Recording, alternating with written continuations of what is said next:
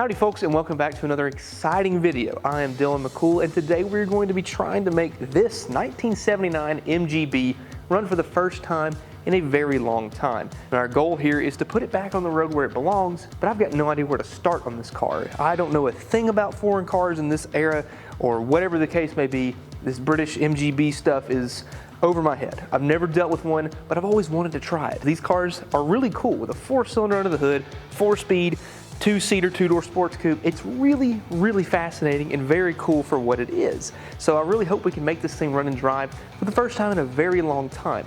So stick around to the end of the video, see if I can figure it out, and I hope you guys enjoy. That's right, folks. Today we're tackling one of Britain's finest automobiles, the MGB. There's no telling how long this thing has been off the road, but judging by how many rat nests I've found in the car, I'm going to say quite a lot. Think we can make it run and drive? Grab your fish and chips with a side of unsweetened hot tea, put on your favorite Clash record, and let's get to it. Like I said, folks, I am beyond excited to learn how to work on this car right here. I mean, it can't be that much more complicated than any old car from that era. There's just some particular pieces of information you gotta know when working on these cars, and sometimes you aren't gonna know it unless you're just an expert.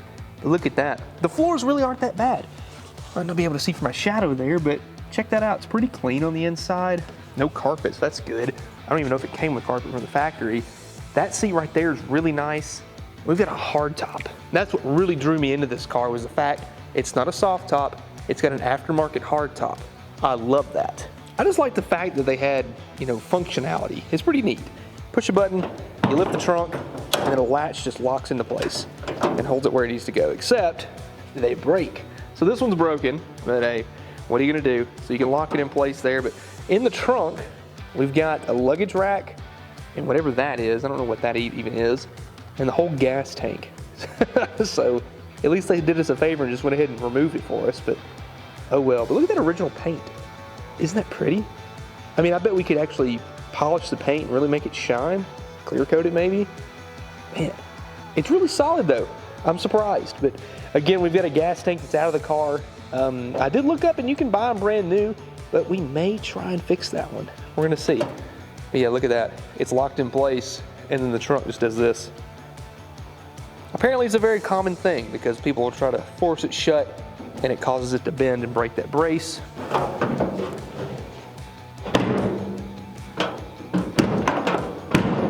Hello? Thank you. But we've got 14-inch wheels all the way around. 3 of them hold air, as you can see, but we've got a serious problem on this tire. It was holding air when I bought the car, but then as it sat on the trailer and just aired out, it magically does not want to hold air anymore. And it's got a big rip in it, like the tread is just completely gone. So this tire is not going to be savable. The driver's floor pan has a little bit of rust, but like I said, you really can't complain when the rest of the car looks this good.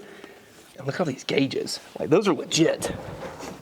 I love the way that looks because it's all functional. It's got everything you need. Oil pressure, fuel gauge, tach, speedometer, even a clock, temp gauge, no dummy lights here. We've got all legit stuff.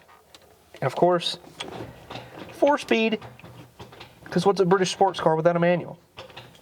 But look at your view. You really don't have a lot of space to look around. I mean, my head is probably a good 2 inches from the roof. That's kind of concerning, but hey, that's what you do when you have a British sports car. I think that's just gonna be my excuse for the whole video. Just because it's a British sports car, you gotta do it. Now what we're gonna do is we're gonna start with trying to see what kind of power we may get and just make sure it's not stuck. I don't know. Like I said, I don't know anything about these, but I found out where the battery goes, so that's a good starting point. Cross our fingers for good luck. Say a prayer maybe? I think that'd be better. Oh man, I tell you what, this MG is just expensive. There's so many car parts that you don't realize you need until you need them. And it gets to the point where you're bleeding money. My gosh, I've spent so much dang money on this little car. It's crazy. I've got it. I can call Dave.com, our sponsor for today, and get a little bit of help. Listen to me, folks, if you've ever had to struggle about making ends meet, living paycheck to paycheck, it's a struggle. We've all been there. We've had situations where things have been just worse for wear and you really can't figure out what to do. That's where Dave.com is here to help, and they will help you out by getting you what you need so you don't have to struggle and live paycheck to paycheck. See folks, Dave is the banking app that really cares about you. They want to see you getting up to $500 instantly with the help of Extra Cash. There's no interest, no late fees, and no credit checks. So what does that mean for you? That means making that next bill payment. That means being able to have gas in your car, food on the table, and not having to stress and have that burden hanging over your head constantly, wondering if you're going to make ends meet. So don't wait. If you're in a pinch and you need some help, go download Dave at dave.com/McCool. That's dave.com/McCool. And if you sign up for an Extra Cash account, you're eligible for up to $500 instantly. For terms and conditions, go to dave.com/legal. Instant transfer fees apply. Banking services provided by Evolve, member FDIC. Let's just take a gander of what we got going on under the hood here. I don't know if that's supposed to be like that, but it just kind of falls down and then you can do whatever you need to do to hold the hood up. I feel like that's going to fall on my head though. Where does that go? You know what? We'll just wedge in there. Good? Okay, good. So here's what we're dealing with. This is some type of 4-cylinder.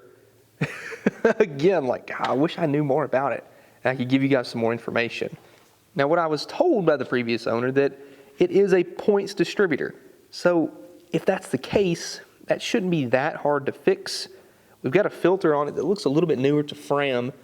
Might be able to find a date on that, but as you can see, it's all there, and that's a good sign. Got a smog pump on here that somebody just said, nope, I'm not using that anymore. Cut the belt, cut the hose, nothing. And then radiators there. Look at these little boat prop fans. That's a new one. They're electric and they spin, and that's your cooling fan. They're in front of the radiator. The only thing that I know of that's missing is the master cylinder. The brake booster is there, but the master cylinder is gone. So they were having some issues with the brakes. Might be a little concerning. I've got a master cylinder on the way, but while we wait for it, we'll try to make it run and see if we can actually get it to idle. Maybe move? Who knows?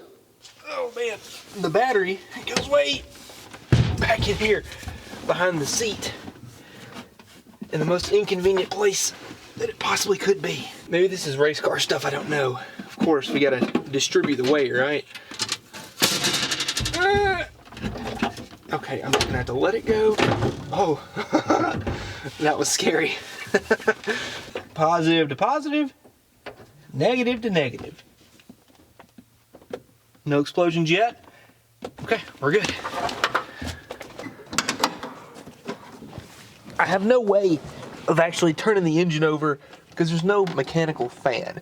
And I don't really know how to spin the engine over by hand. So we're just gonna bump the key and see if anything happens. The battery's hooked up. I don't know. Oh, we've got an ignition light. Okay, so if I bump the key,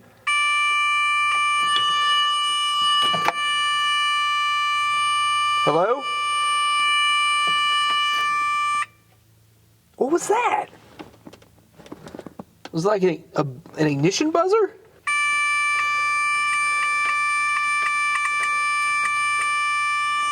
That's terrible. God, it's annoying. Is that every time you start the car? Yes, it is. Every time you start the car, it does that. What is that for?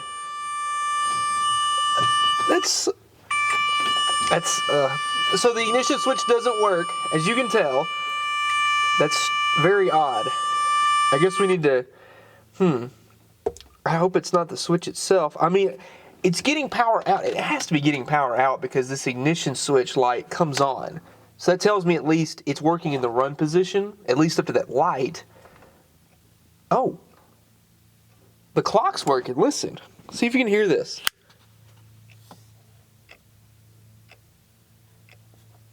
The clock is working. I've never seen a clock work in an old car. That's really cool. I did a little digging around online, and apparently there's 2 separate relays to make the car start. There's a starter relay and an ignition relay. So what I was looking at was, I believe, the starter relay. And I found this wire right here, and when I send 12 volts to it, maybe don't do that with the car in gear, Dylan. So I found out how to engage the starter. So the engine actually has compression and it wants to start. But this little relay right here was bad. So I was getting 12 volts from the key, but I was not getting it to the starter solenoid on the starter. So this relay was bad. So what I did was I swapped it out with this relay right here. It's a brand new one. You can buy them at a parts store for like 10 bucks. Plugged everything in. So now, when I go inside the car, watch this.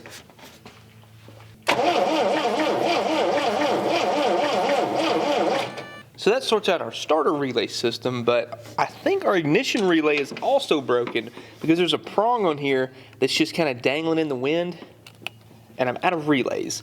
So what I need to do is see if I can steal a relay off another car because I don't feel like going all the way to O'Reilly right now. Well, I found another relay off of a perfectly good running and driving vehicle, as one does. So now, if I can match up all these... Dixie, could you not? Who are you barking at? She doesn't even realize. So theoretically speaking, we should have two good relays now that aren't broken and destroyed and not working. We might be able to check for spark now. I had checked earlier whenever I figured out what the issue was with the relay over here for the starter, but I didn't get any spark. Let me see if they're hot.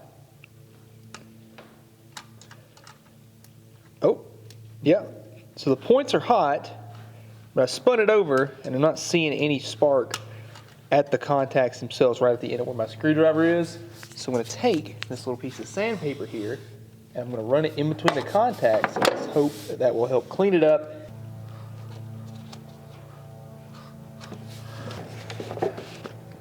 Woo! Yep, it's hot. Wow!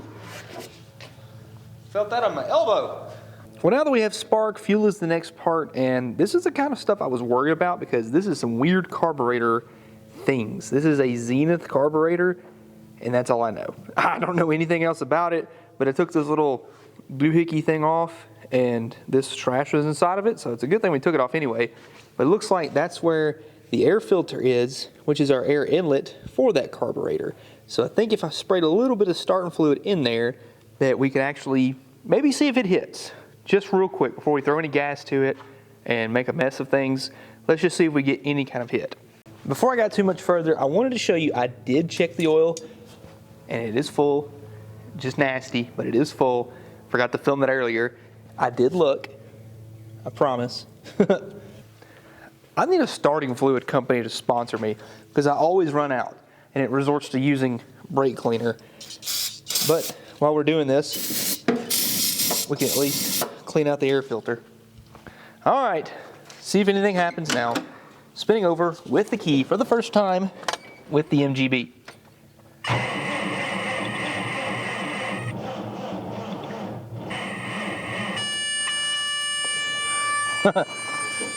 Okay, so that was a flop. It sounds very depressing. Maybe we need to make sure we're actually getting fire to the spark plugs also. Well, it just so happens I have a spark plug sitting here that I was checking with earlier. I'm going to lay it across here. And of course, you know, we've got weak battery, so we're going to take a jump box, hook it up to the battery in the back, and then make sure we've got at least enough cranking voltage to start the dang car. It seems like I always battle this. It doesn't help that this Optima battery I'm using here is 12 years old, but it still is a very good battery. That's the thing. It doesn't hold the charge as good as it used to, but for a 12-year-old battery, it still holds a charge, and I can't fault it for that. It goes to show you how good Optima really is. Let's put her on engine start. We'll try it one more time, get a little bit more spinny action. Or heck, let's just check for spark at that plug first before we get too crazy. That's what it sounds like. It's angry now. Just like that. Oh yeah, we're getting spark to the plugs. Yeah, we're good. We are certainly good, folks. Now we've got some really good cranking speed, so let's try this one more time. That was a lot. Okay. Where's my fire extinguisher?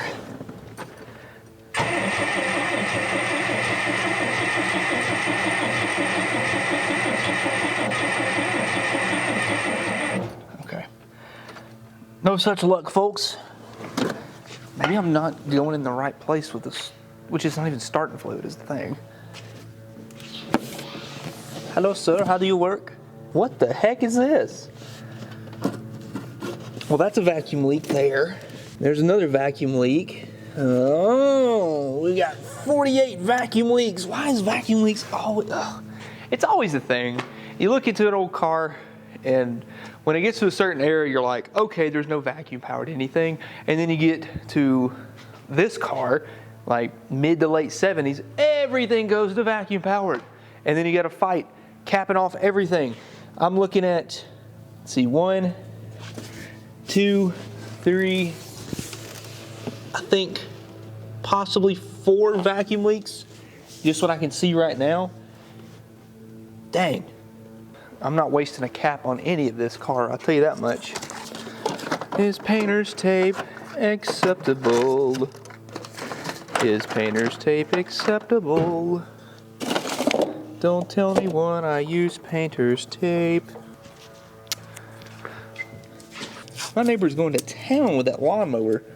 So now that we have, I hope, no more vacuum leaks, let's hit it again. If this doesn't work, I'll hook up my electric pump to it.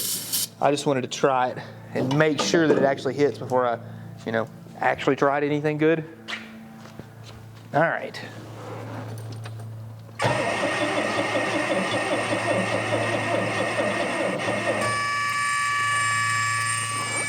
And it sounds like it's got compression. It's got spark. I haven't checked any timing or anything. I guess what we need to do is figure out where the fuel inlet is. Well, I don't really even know where it's at. Here's where the fuel line. Oh.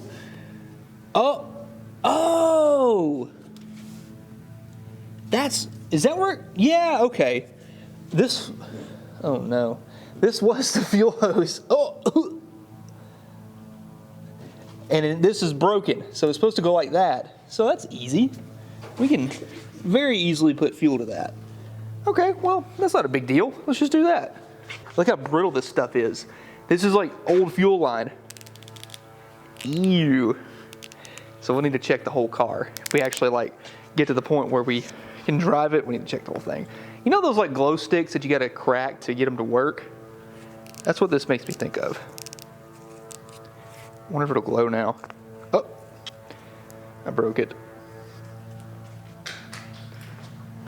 I took off the rest of the air box so I can get a direct shot into the carburetor because there's too many twists and turns and bends that brake cleaner had to go up and actually get to the carburetor, so I just got rid of all of it. So I'm going to spray it directly into there, and hopefully that'll actually make it run or hit. I don't know. Oh, I'm running out of brake cleaner now too. I feel better about this method. I have a little bit more faith in this method. Come on.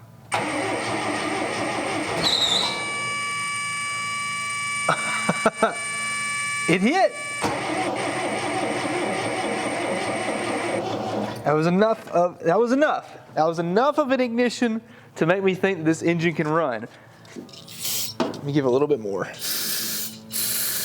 If we're gonna do it, let's do it right? Just flood it all. Okay. It's gonna run. It hit. Oh, there we go. Look, see, we can figure stuff out. We're not total idiots, just 75-80% idiot. The other 20%, that's where you get lucky. I think we got a belt this one to seize up or something. I didn't like the way that sounded. I don't know what that could have been. I'm not sure. So we'll have to check that out once we actually can get some kind of fuel system going on. Got some gas here. We're gonna try and fill it up through this fuel inlet, or at least what I think is the fuel inlet, and see if it'll actually run. Just squirt some in there. We're dripping something somewhere. I think that's where it's supposed to go, but it's dripping pretty significantly. Let's just see if anything will happen now before it all runs out. A couple of pats.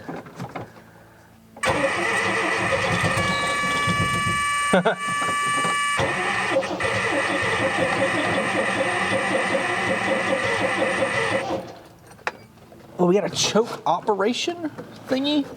We can try and choke it too. I mean, it's wanting to hit, but like I said, I mean, there's gas just. Oh man, it's pretty bad in there. That's a lot of fuel. Oh gosh, stand back. Whoops.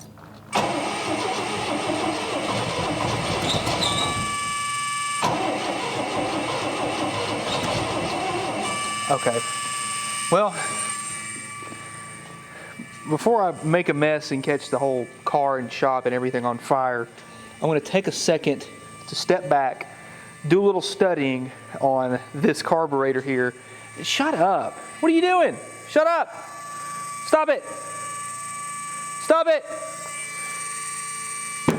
Hey. Hey. What are you doing?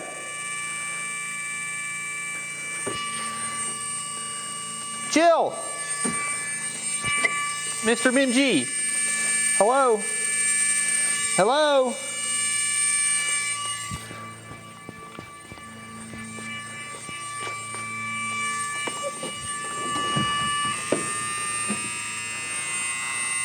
I took the battery cable off. Shut up. What are you doing? Oh, get off. Okay. The battery charger was still on. Okay. But it did. It ran. Technically. There was spark and flames and all the gobbledy whatever, but it worked. It worked. But we know it actually is hitting, but our carburetor seems to be the weak link here. So I'm gonna remove it and attempt to rebuild it. Oh, wow.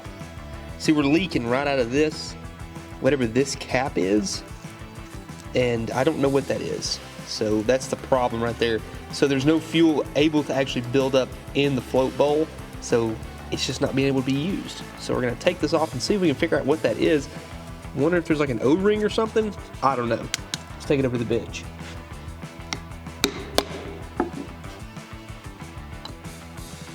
There we go. So what do you do exactly? I don't know. I mean, it's not dirty on the inside. The gasket's ripped, so that's not helping either. But whatever this plug is, it's not doing much of anything. Oh yeah, there's an O-ring in here, that's what it is. This cap here has this O-ring, and my guess is that it's just lost, it's probably dried up, it's brittle. So fuel is getting past this. This is probably, I don't know, is it supposed to be like a drain or something? But if that O-ring was fixed, then it probably will be able to hold enough fuel to actually run.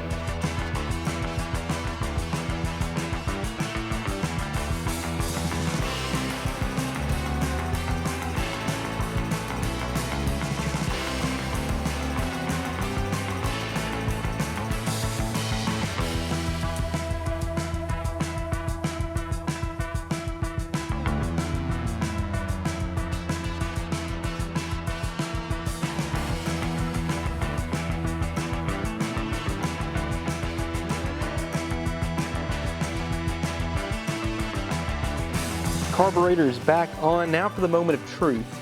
Put some gas in the fuel inlet, and if it doesn't drip out the bottom, we did it right. There you go. All right, so no gas coming out of the bowl.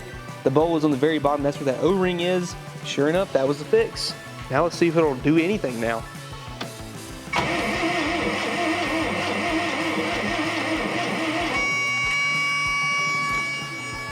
Well, I got to thinking about fire in order, and sure enough, I just went to pull a spark plug wire, and the spark plug is actually finger tight on all 4 cylinders.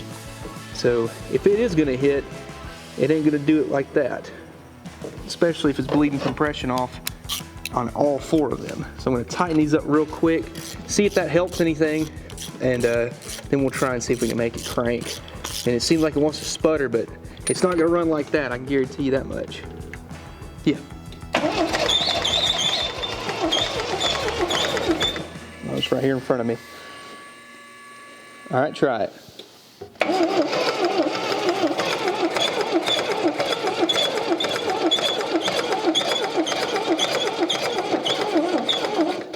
If it don't, I'll get new ones.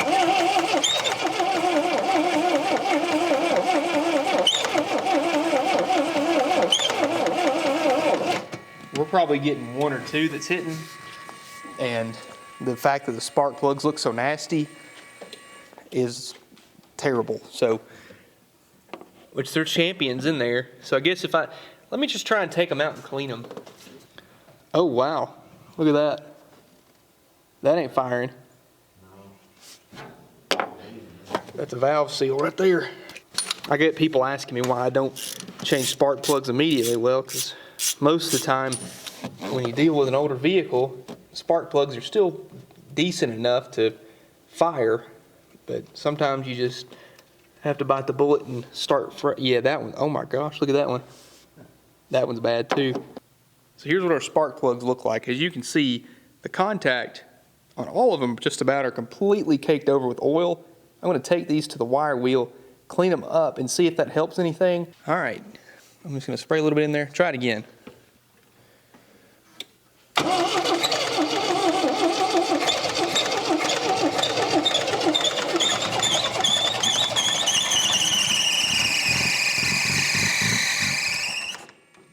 That did it, didn't it? The belt's going nuts. Why is that? I wonder if the alternator's seizing up on it. Yeah, it got hot. Well, that was exciting. It did run, and it actually idled, but the alternator's not happy. But I am. I guess that's all that matters. All right. Belt is off. Let's try it again. Let me fill up that float bowl. Go for it.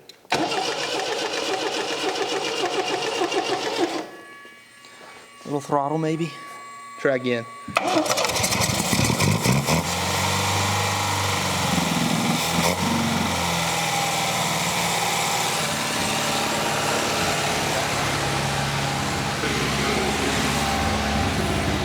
pounds. What do you say? Oil pressure is a little over 50 pounds and the tank's working, but Really? yeah. Wow. Had a little smoke come out the back too.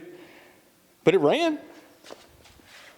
That's all it was a leaky float bowl and some spark plugs, and that fixed the issue, didn't it? Fixes enough to crank. Yeah. And we just get a good fuel system. I think we It's can more drive it. better. Yeah, much better. Well, it actually ran. But look at this alternator. That's why our belt was having so much trouble, because that is completely seized. I don't know if I can take that apart and fix it, but we're just going to leave that belt off for right now. And behind here, I wish I'd set a camera up for you guys to see it, but this thing shot out a rat's nest from the exhaust all the way over here. That's pretty far. That's a solid 10 feet. Why is it everything I work on just got rat's nest everywhere in it? So now that we know that it runs, I've created a makeshift fuel system because it's 1/4 inch. I can't run my regular electric pump. So what I did, I had this little jug here. I put this cap on it off of like a gear oil bottle or something, and had this vacuum hose. All of it was 1/4 inch and it fit, so just basically gravity feeding it. So as the needle and seat opens, more fuel will come right back in. It'll shut it off whenever it's done. So let's see if it'll start up now.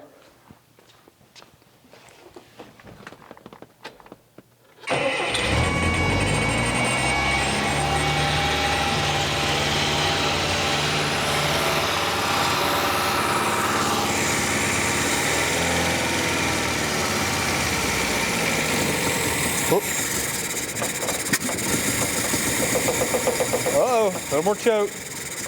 Don't die. Don't die. Here's fuel system V2. Now we got gravity working in our favor, so what we can do is as the needle and seat closes off fuel and fuel is used, it'll reopen, more gravity, more fuel.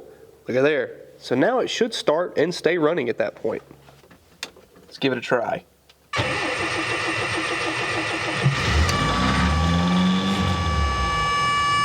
It works, but I cannot for the life of me figure out why the idle is so insane. But that'll at least get us to where we can move it and then get it up on the lift and figure out a permanent fuel system. That'll work for the time being. Our brake lines are seized. I was able to get this one up, come unstuck. We've got 2 more that have to be taken care of, and they look actually worse, to be honest with you. We're gonna throw some heat at them and a little PB blaster and see if that helps.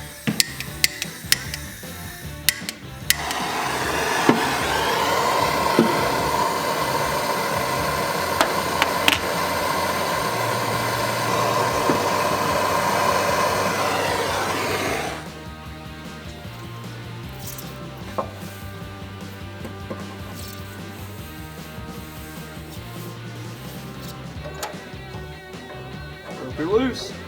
We'll clean that up real good, but it moves freely.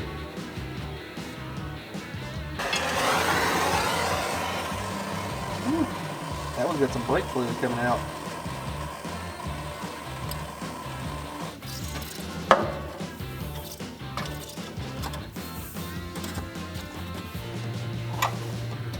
Yeah, look at there. Good as new. Awesome. Here's a new master cylinder, and I had to make a plug here. I just capped off a brake line just because I'm trying to get this thing where I can use it and not leak. Now this is actually for the pressure switch that'll like, tell if you got a leak somewhere.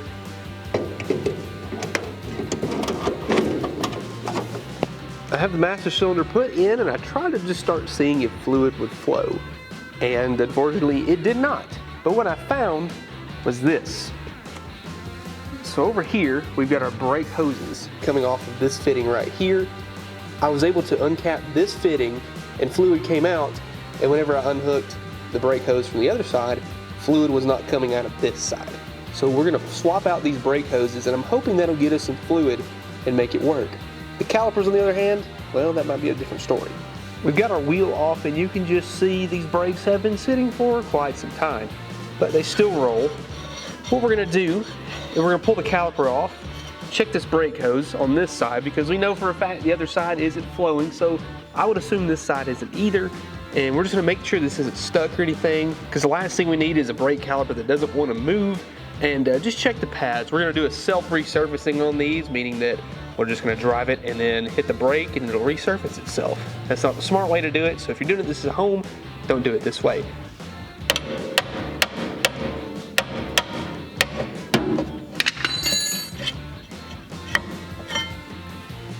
I'm sure they're not a problem, but I want to take and just push these boards back just to make sure that they move, because if they don't, then we're gonna have a problem there.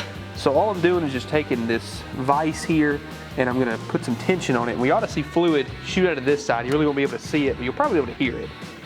Oh, there's some fluid coming out. Hear that? So that means that it's actually pushing back. Yep. Yeah, it's dirty too, so that's good. So we've got movement on that side. All right, we're getting fluid out. There we go. So we're getting movement. That's good. Caliper going back on. Yeah, that's beautiful, ain't it? Nice and rusty. But at least it'll work now, and we know that we can actually use it. And that's our plan, is to use it. We've got our new brake hose in for good measure, and that means it should be a complete install, as in replacement's needed. Oh well. Okay, we're good on the fronts. I went ahead and checked out the rear. And guess what? We've got the exact same problem. So we have an issue where the brake hose is, of course, stopped up. So if you can see inside there, right there, I went ahead and replaced it. And as fluid started to flow, I noticed this. Why is there a puddle of brake fluid on the ground? This is also what I noticed. This brake line is completely disconnected for some reason. So I think we need to take this drum off and see what's going on behind here. I don't know what to expect. I'm hoping it's not bad. I did buy wheel cylinders, so if that's the case, we can at least change the hydraulics and call it new. At least those screws came out pretty good. There we go. Oh. Huh. Well, there's the reason there's no brakes, is because there's no brakes. Got the drum off, no problem, and thankfully we have brakes on this side. So I guess either they use it for parts or something happened to where they had to pull apart that right rear for some reason, but I don't know. And when I got to doing a little bit more digging, I noticed something else. So this brake fitting was disconnected, as you can see, and it looks like upon further inspection, right about there, they tried to flatten it out. So they hammered it shut, and I guess they didn't do a good enough job because it's still leaking fluid. That's a bummer. In order to fix this properly, I'd have to replace the brake line and get all new parts. And the problem is I don't have a parts car. And I guess I could order all that stuff, but I really want to drive it. So I think what I'm just gonna do is flatten that out and then just say I got 3 brakes. Just don't tell anybody I did that, okay? In the real world, if you're doing this on your own, don't do this. Please don't do this. Well, I hated to just mash out the factory brake line. It looks like it was still flowing, so I just created this little union here and put a new flare on it and flatten it out. So it's not leaking, seems like it's working okay. I just didn't want to ruin anything that I could go back and fix later on, but it should hold pressure and not drip brake fluid everywhere. So far the floor's clean. So I wanted the brake lights to work, and there was literally nothing happening whenever you press the pedal. What I did find was the wire that powers the brake lights. And I'm going to create a new power source right here. So this is the original switch. I don't know if they were cut or if like rats had chewed on it or something, but I've created new wires here.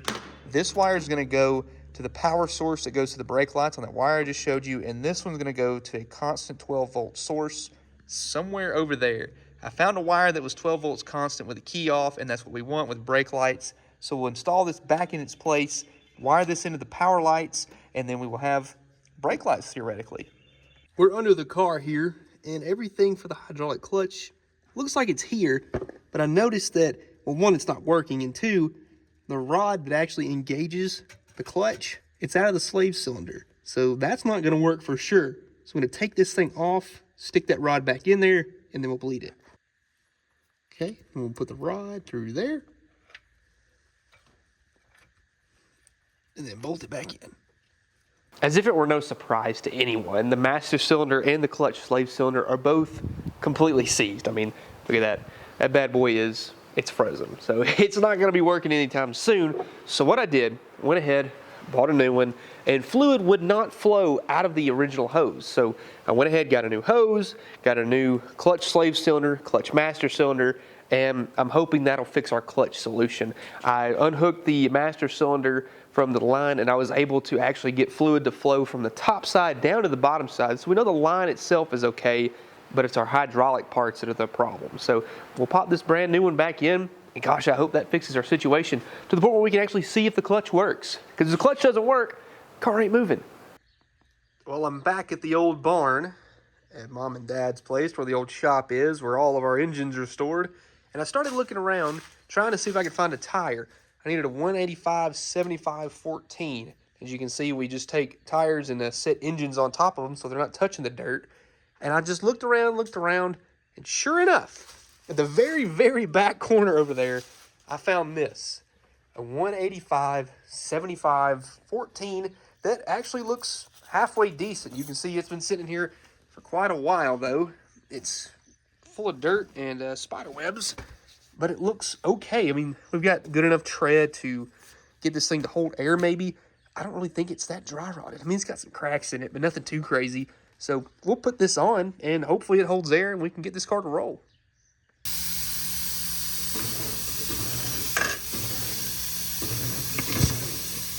Woo! Tire is tough.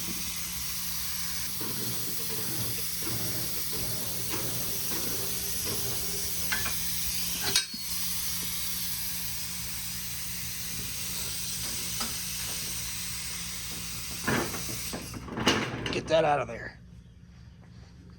Yeah, you can see our problem here. Pretty serious. That wasn't gonna roll at all. Hoping this will be okay. It's not looking too good, but it's been plugged a couple times, but it's at least all there, and it's round. I mean, that helps, doesn't it?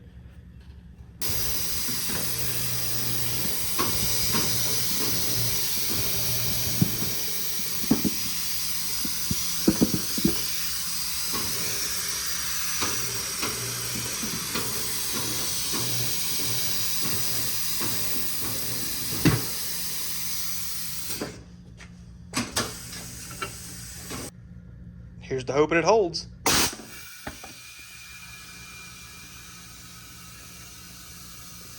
Woo! Nope. There's a hole. Good. Come on, man. Well, I see why it wasn't on a wheel anymore. Well, I guess God was looking out for me because I found the twin to that same tire. So we've got another 185 75 14 we can try to see if this one works. I guess it looks a little better. Not so much, but this one is actually a little more round, believe it or not. So that's good. All right, we got the old tire off. We're going to try this one more time with this new one. It's stiff.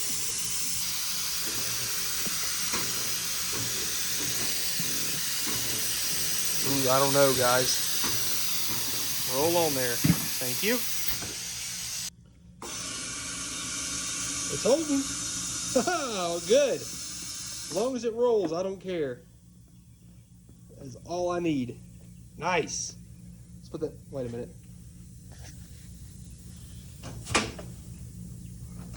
What does it sound?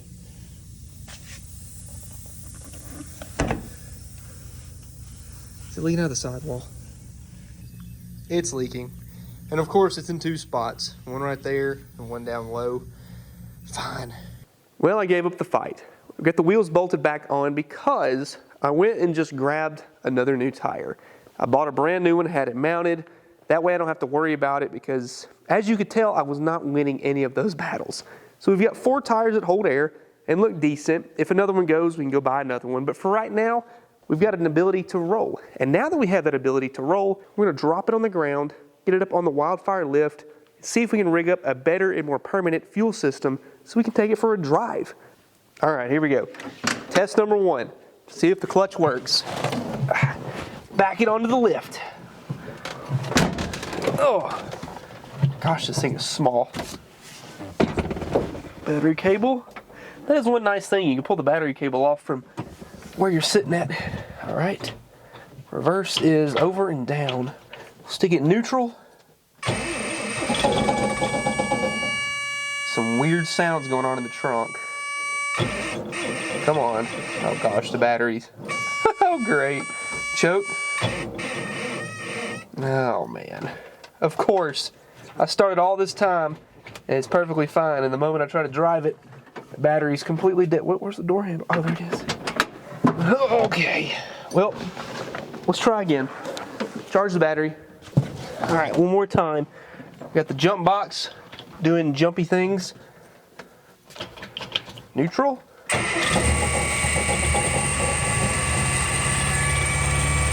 take the cables off. Throw them out the door. Shut the door. Aha! Clutch. Oh, come on. You really gonna do this to me? Now? You were working perfectly fine earlier. Ah!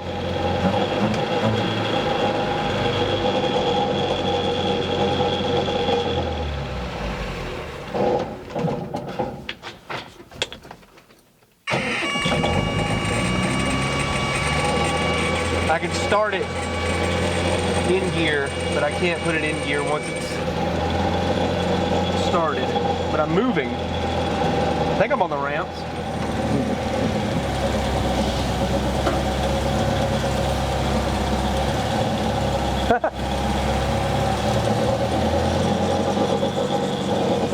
Brakes? Oh, we have brakes.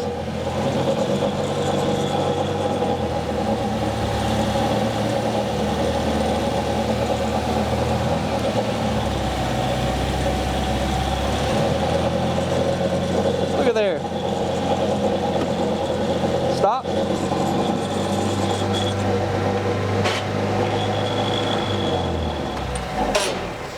I can't put it in another gear though, that's the thing.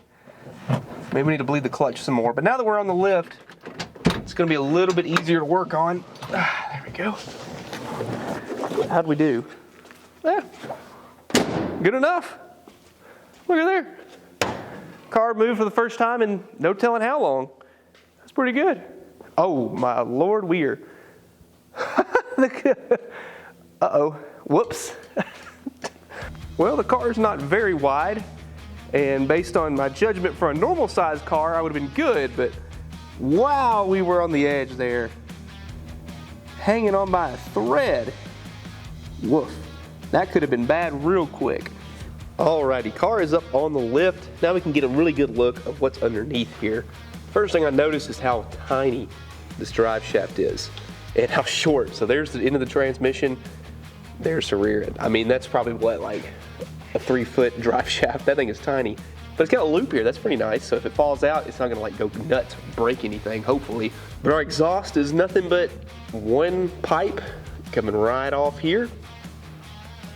all the way back to a muffler with a broken hanger. So every time you start the car, this thing rattles like crazy. So I'm gonna do something about that.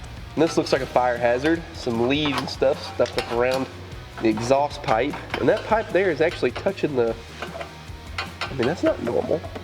Oh well, that's probably why it rattles like crazy. And I think this thing has like all the broken motor mounts because it rocks like crazy when you start it up, but who cares? But overall, I mean, the car is really, really clean underneath. I'm impressed by how rust-free this thing actually is. I mean, like I saw earlier, the only rust I found was like right in here. So it's really not that bad. That's impressive for a car this old.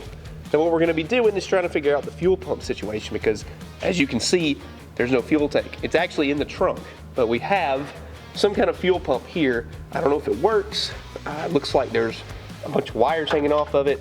I don't know what this does, who knows. So we're gonna see what we can figure out with that, see if we can reuse it. I think it just slides, yeah, it just slides out of the floor like that. There's all these wires on it. Let's see if it's got a ground on it first, because there looks like some kind of ground wire attached to it. And there's this wire just hanging here. What is this? Okay, so that's got something on it. So my guess is this is probably the keyed switch for power.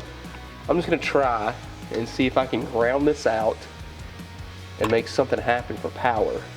I don't know, folks, this one's a weird one. I don't understand why it won't work. I'm probably looking at it wrong, but I thought that was a ground. Let's try and ground it there. Nothing, no. Sorry if I sound terrible. I have a cold, really bad. But I feel better now, especially now that this fuel pump's off here. So here's what I got. This nice little electric pump. It's supposed to be the same pressure that the carburetor needs. I have no idea, we'll find out here in a second. But it comes with a pre-filter, all the mounting hardware you need, and it's 12 volts. It's super simple to wire up.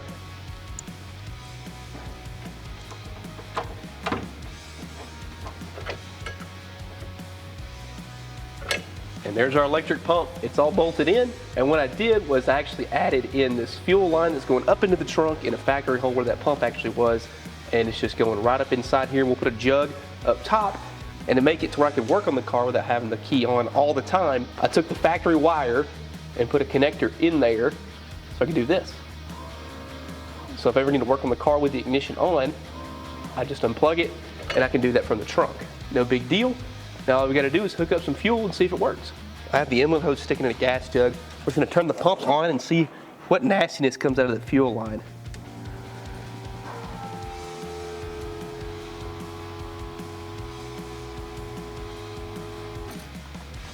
If we're gonna do it, might as well do it all the way.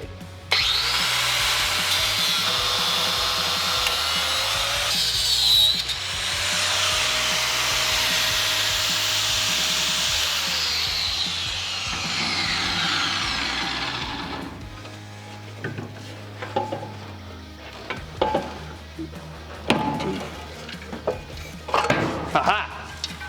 So now if you're worried about the electric fuel pump being too loud, we've got this to cover it. So we went down from a 5/16 off the supply line to a little coupler here. You can see I ran out of hose clamps, but it works all right. Going down a 1/4 inch over to our carburetor, and we're gonna see if it actually will run now and maybe drive off the lift for the first time.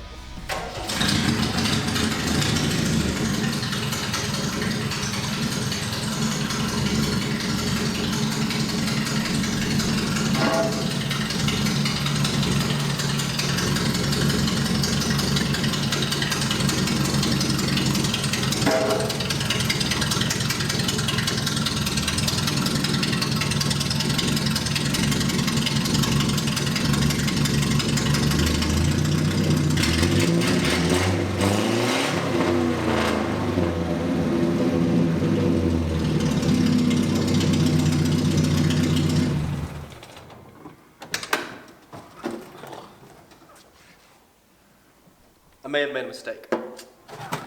Before we get going too far, we gotta change out this alternator. Get that out of here. And now for our brand new one. Look at there. It's the shiniest thing under this engine bay. Alrighty, new alternator is on. Now what I did notice was this lower radiator hose does not look good whatsoever. Saw some cracks here. I pulled it back Sure enough, it's pretty brittle. So I bought a brand new one just to replace it, and I wanted to pull it off and see just how bad it is. Oh, that's worse than I thought it would be. Dang. Okay. Well, and I'm betting money this right here, this little port, probably goes to the choke for the carburetor that isn't there. So we're gonna have to plug that somehow, and it's gonna be under pressure, so we might have to JB weld it up, but this is bad. So I'm not even gonna look at the upper radiator hose. I'm just gonna hope that it doesn't do anything, so we're not gonna touch that. We'll just pretend that it's perfectly fine. Here's the new radiator hose, and we're gonna block off this port completely just because it goes to the heater box, and the blower motor, I don't even think it works. So instead of having to deal with any of this right here, we're just gonna block it off completely. The radiator cap is actually built into the overflow, and it's over here. So you gotta fill it up here, and then, as you can tell, of course, I used fuel line because that's all I had. 5/16 fuel line to go over here, so that's gonna take forever to fill that up. And then an overflow that goes out here. So instead of putting the cap, which I guess they probably couldn't because of hood clearance. That's my guess. It's just odd, pretty odd, but hey, I guess it worked for them. So I filled this thing up with the water hose. How does it go over there? Like, what do I do? Because there ain't no way that's all the way over there right now. I just filled this up. I mean, I guess I got to start it, right? Gosh, this thing's weird. Why is it so weird? I don't know if that's a water pump bearing or not, but it sounds terrible. But we'll just pretend like it's fine, don't worry. I got a little nervous, and I did a little research online. There was a forum that said about this fill plug here. If we pop that loose, it's on top of the thermostat, so we can actually take it and fill the block that way. Wow, that's tight. Whoa, that's not moving. Nothing a little heat can't fix.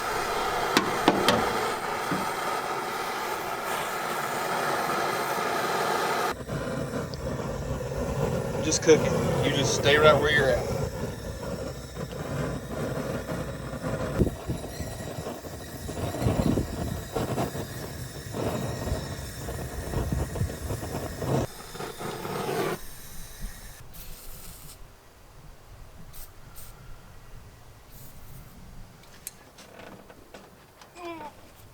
Okay, we got movement. Ooh, there we go. Still a little warm. Awesome.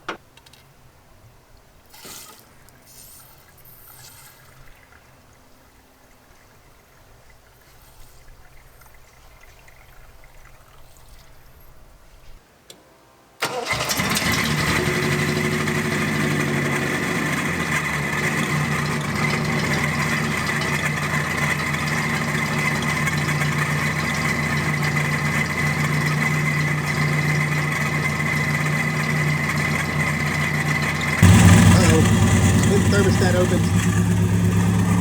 Alright. Calm down. The temp gauge came up though. I'm going to shut it off. Whoa! Let it boil over. Oh, it's angry. Yeah, the thermostat's still low, so let's fill it up the rest of the way. I'm just using straight water in case we find any leaks. That's always good. Cold water on a hot engine, of course. There's an accident, I promise. The thermostat just opened right then. Now that the engine's full of coolant, I put the cap back in, and we're bleeding air out of the overflow jug now where the radiator cap is. See there, we're getting air bubbles. Look, the fans just came on. I didn't even do that. So they're on like a thermostatic switch. That's awesome. That's so good that they work. I was worried about that, and I was wondering if it worked based on a switch like that. So it came up to temperature, the fans kicked on. That's really good. We're still getting air bubbles. That's good too. So we're just gonna let it do its thing, and then we'll shut it off, put the cap back on.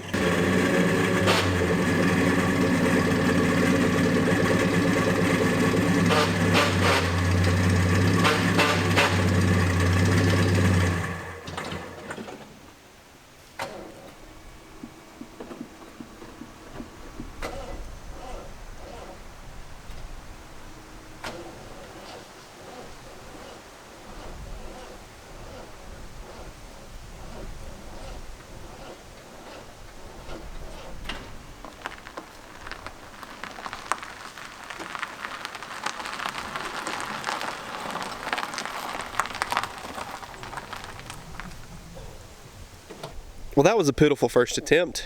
It's getting really hot, and it does not want to crank when it gets to that point. Not sure what the deal is. It's getting up to temperature like it's supposed to be, and the fan's kicked on, but they won't shut off.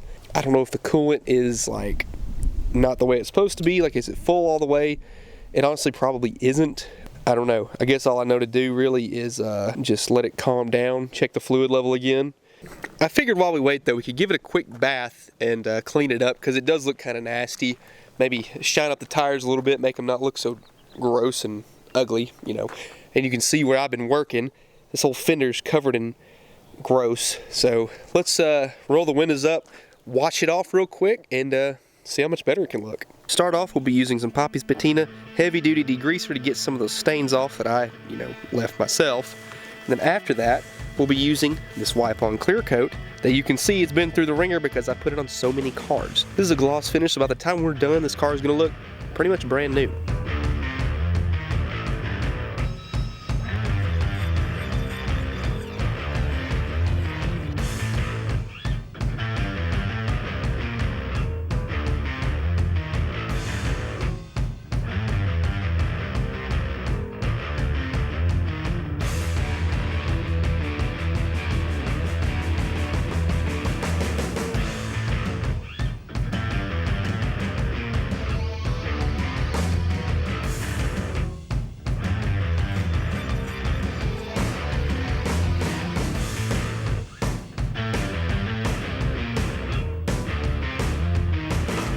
Well, now that it's clean, I want this top to look really, really good. And the best way I know how to is a little bit of tire shine. Now this is Untouchable brand. I've actually used this quite a lot. Not sponsored by them, but I really like their product just because it's an aerosol can. It's really easy to use. You can see I've already done a little test spot right there, and it turned out pretty good. So let's do the whole roof and see how good we can make this thing look for next to nothing.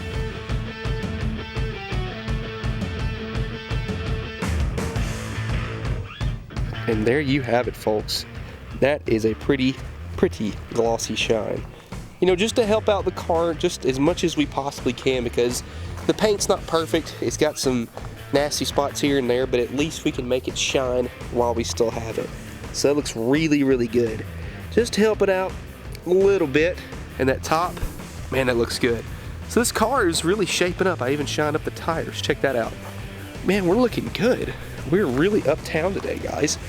Now that it's clean, now that it looks shiny, now that everything's done, now's the chance to take it for a drive. We've got some rain coming in, but I don't care. I want to drive it. Will you start again? How bad? Clutch works? All right, we're moving. Yeah, the exhaust may have been a bad idea. I care very little.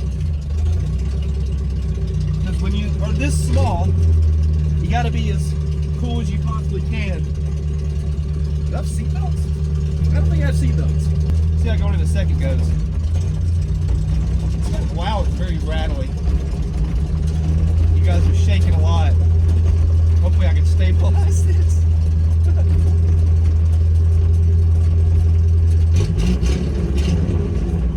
Not bad.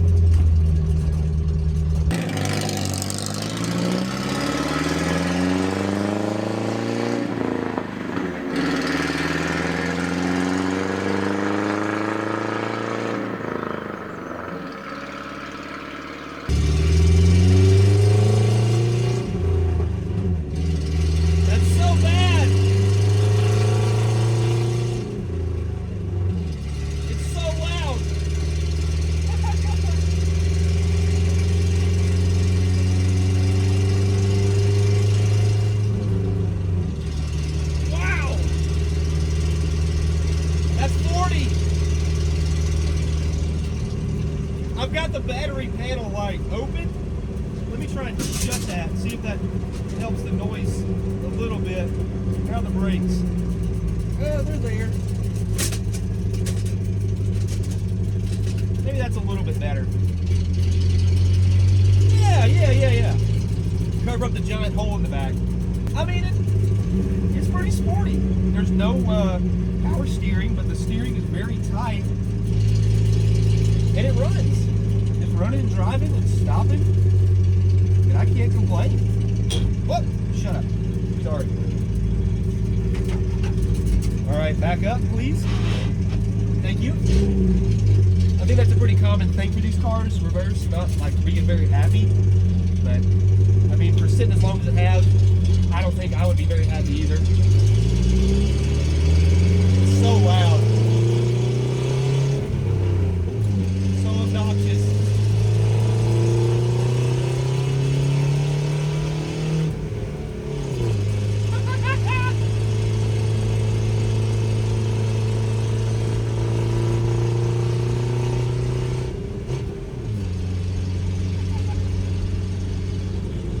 This is hilarious. Downshift. Oh yeah.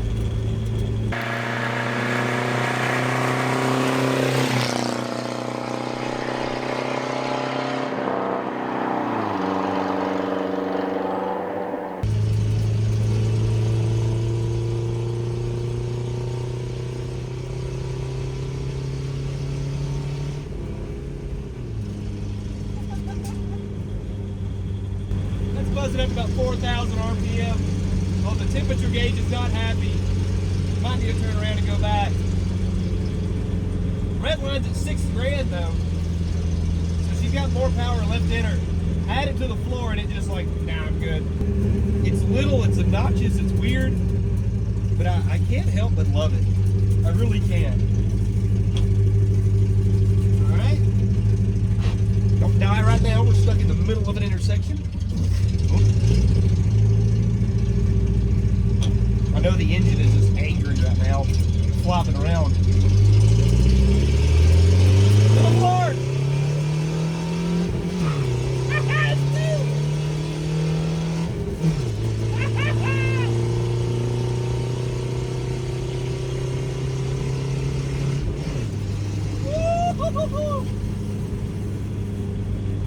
That was 60 miles an hour. That was very, very hard to attain. That second gear chirp though, did you hear that? Oh. Please. Oh, now I don't want to go to third. Second. Uh-oh. Uh-oh.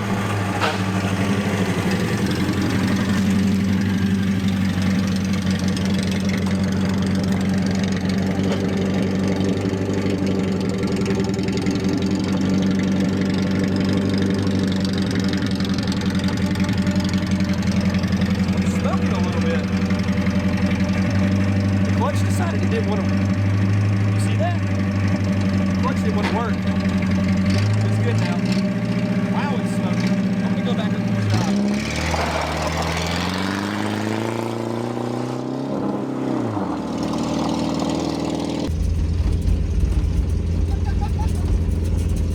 This thing is so stupid. I love it. Wow. Very mad right now. Whatever's happening, it is very mad. Like the temp gauge is at boiling. All right. Yeah, the idle's all the way up to 2 grand. Let's just shut her down. And it's gonna diesel.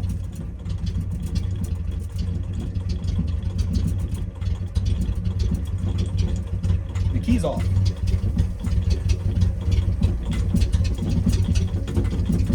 Smoke for the dash. We're still dieseling. The key is completely off. I'm just gonna go ahead and get out.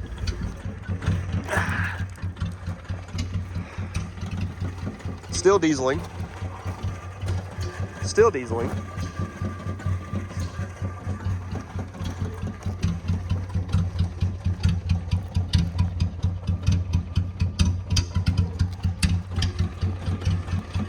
Still dieseling. I'm not even gonna do that. Look, it's coming up through the vent. We're still dieseling, guys. It's been over a minute now.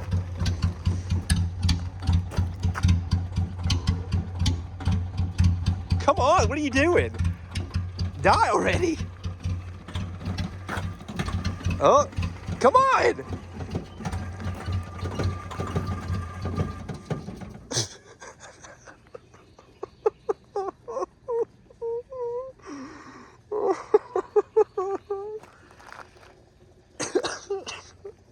I can't laugh too hard, I'm coughing. Oh my gosh, that was hilarious. That was a solid, nearly 2-minute diesel. Oh no. Either the radiator's busted or the lower radiator hose is leaking. Let me pop the hood and check. Dude, this thing is so mad. I don't know where all these sounds are coming from, but it is mad. As soon as I noticed that temp gauge, well, I did rev on it real hard, but I came back, but still. Wow, that was pretty rough. Well, that's about all she's driving for. But hey, it runs, it drives. That was bad. We let it sit for a minute. Gosh, I hope it starts back. Let's see.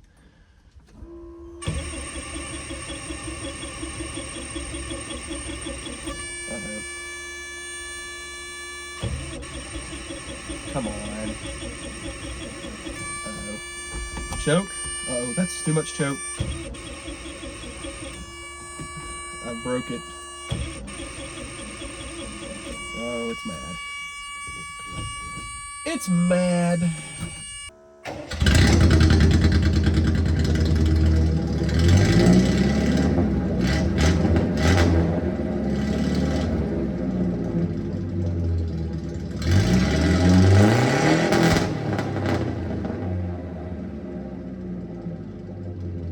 Well, I'm going to tip my metaphorical hat to the MGB here. I understand the value. I get why people enjoy these cars so much. They've got their market. They have their following. I get it. Because it's fun. It's a little 4-speed, 4-cylinder, weighs absolutely nothing, and it's just a little hot rod. I mean, going from 0 to 60 takes probably 2 or 3 business days, but you sound cool and you look cool doing it. Now, could I see myself driving cross country in one of these? Probably not. My feet are too big to make the pedals really function the way that they should, but I did enjoy driving it. And for what it's worth, it is pretty neat because you can get into these cars very cheap and really have a lot of fun. And you can do the same thing at home. Now, next steps, what I probably would do is either re-gasket or ditch the hardtop completely, because right back here, I can just about stick my whole hand in between the gap in the body of the top. But that's okay. So if we get some rain, it's basically just done for. But I mean, that's just how it is with these cars anyway. And it's fun. It's very fun. Hope you guys enjoyed the video. If you did, please leave a like down below. Order your t-shirts and stickers, because all that money goes directly back into stuff like this and putting cars back on the road where they belong. And if you don't care, go ahead and subscribe, turn on those notifications, because all that helps me, it helps the channel, and helps us do exactly this right here. So thanks again, guys, and I'll see you in the next one. I'm gonna go get a cough drop.